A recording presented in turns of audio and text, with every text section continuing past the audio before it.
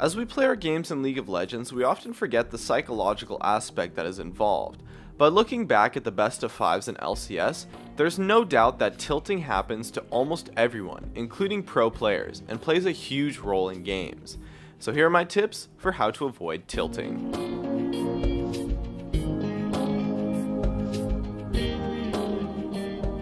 It really does happen to all of us. You die for some crazy stupid reason, or maybe your jungler dies to your lane opponent, or whatever bad play it is that happens that is just really stupid, and your head starts to get hot, you sweat, maybe your mind gets stiff, or maybe even get a headache, and you start to play much worse. Much worse. Such is the nature of tilting, also known as when mistakes are made and you get mad, leading to even more, and of course often worse mistakes. The first thing you need to do to avoid tilting is realize that the game mode is called solo queue for a reason. When your jungler feeds your lane, or when your AD carry yells at you, none of that really matters. Think of your team as simply pieces of the puzzle you are trying to complete.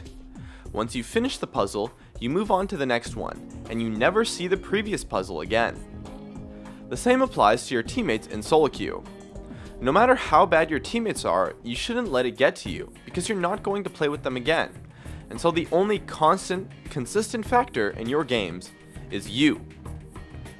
Never worry about the play of your teammates, and just focus on your own personal ability.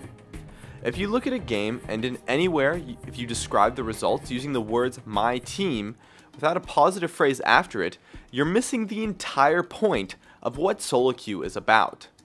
If you let your teams affect your personal mindset that much, then solo queue isn't really a test of skill or ability anymore. It's just a lottery for whether or not you get carried. And guess what? The system itself is designed to make it so that if you as an individual play well enough, you will win. And if you play poorly enough, you will lose.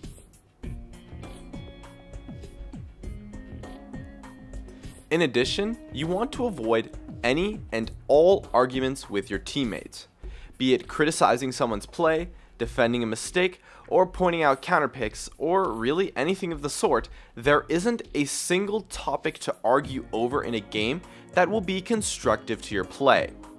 Now, communication is great, but arguing with your teammates is the fastest way to get sidetracked through the conversation, where instead you should be focusing on the game at hand.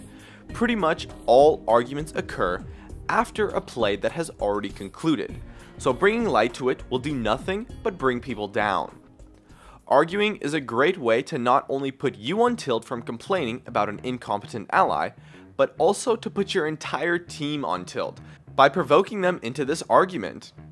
Either way, you'll never see these people again, so arguing with them is pointless, since neither side will end up giving in anyways, no matter what, since how could this noob who I'll never see again prove me wrong?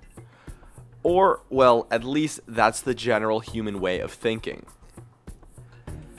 And if a player tries to argue with you, what you want to do is actually to just agree with them right away.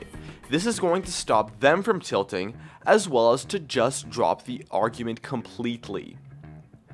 Now, if they're so absurdly wrong that you just cannot stand it no matter what, you can instead just say, hey, let's play, or you could blow it off, you know, with a simple, whatever, we still got this, shut up and play, you know, things like that. And you have to avoid being salty. When a bad play happens, you have to just accept it and move on.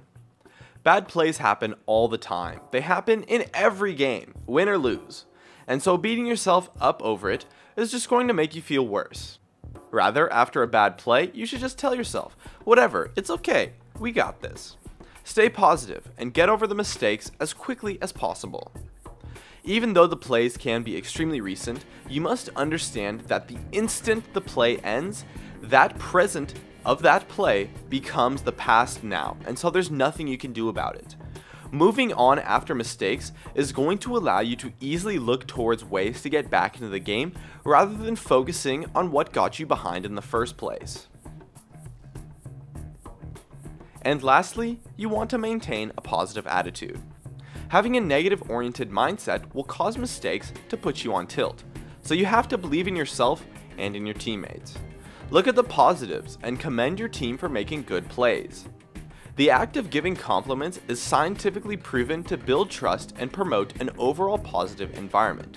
So when your teammate makes a good play, say something like "good job" or point out even more specific things. And when they make a bad play, just blow it off like it's no big deal, as they themselves are probably horrified that they're letting their team down for being so bad.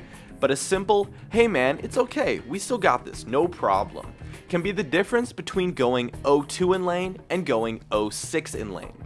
And it's also going to help your team as a whole move on after bad plays and focus on the positives in your game as a whole. My name is Jeremy, and that's it for my video on how to avoid tilting.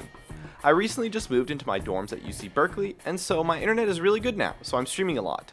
Be sure to check me out over at twitch.tv/Jeremy_gamingcurios. And of course, be sure to stay connected at facebook.com/gamingcurios. Drop a like, share this video, and make sure to subscribe for some more awesome content in the future. And as always, thank you so much for watching, and I'll see you guys next time.